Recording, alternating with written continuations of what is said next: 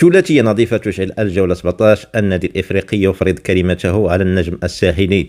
في قمة منتظرة من الجولة 17 كتب النادي الإفريقي واحدة من أقوى مبارياته هذا الموسم، ووجه رسالة واضحة لمنافسيه بعد فوز مستحق وعارض بثلاث أهداف دون رد أمام الغارم النجم الساحلي في مباراة جمعت بين الحسم الهجومي والانضباط التكتيكي، وانتهت بسيطرة شبه كاملة للأحمر والأبيض. منذ صافرة البداية بدأ أن النادي الإفريقي دخل اللقاء بعقلية الحسم، ضغط عالي، انتشار ذكي، وتحولات سريعة أربكت دفاع النجم.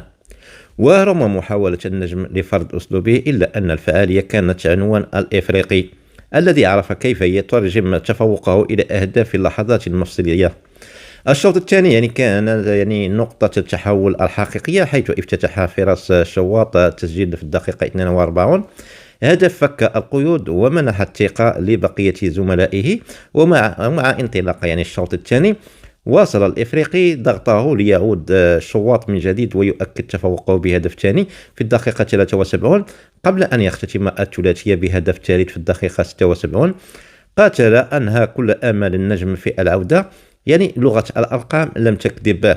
رغم أن الاستحواذ كان متقاربا نسبيا فإن النادي الإفريقي تفوق بوضوح في التسديدات 20 مقابل 10 تسديدات، ما يعكس جرأة هجومية ورغبة حقيقية في التسجيل، مقابل عقم هجومي واضح للنجم الساحلي الذي عجز عن تحويل محاولاته القليلة إلى فرص حقيقية.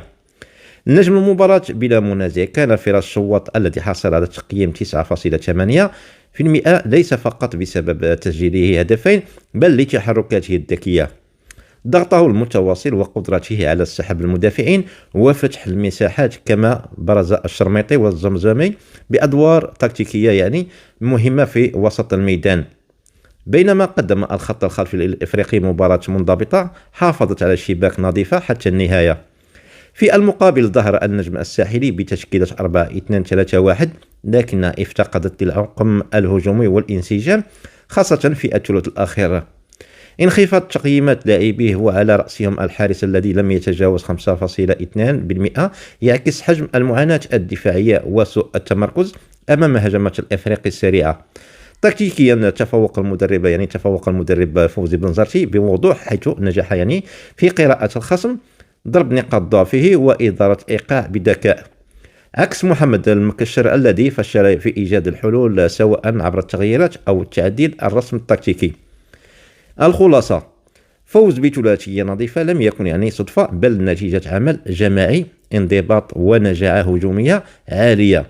النادي الإفريقي خرج من الجولة 17 أقوى ذهنيا ومعنويا، بينما بات النجم الساحلي مطالبا بمراجعة أوراقه سريعا قبل فوات الأوان.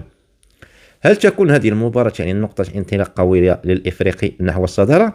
وهل دقت الثلاثية ناقوس الخطر داخل بيت النجم الساحلي؟ مباراة ستبقى في الذاكرة لأنها لم تكن مجرد فوز بل بيان قوة فريق يأمل بتصدر جدول الترتيب. إخواني الكرام، هذه قناة جديدة، أرجو منكم أن تدعموها بلايك وتفعيل الجرس ليصلكم كل جديد. يلا مع السلامة.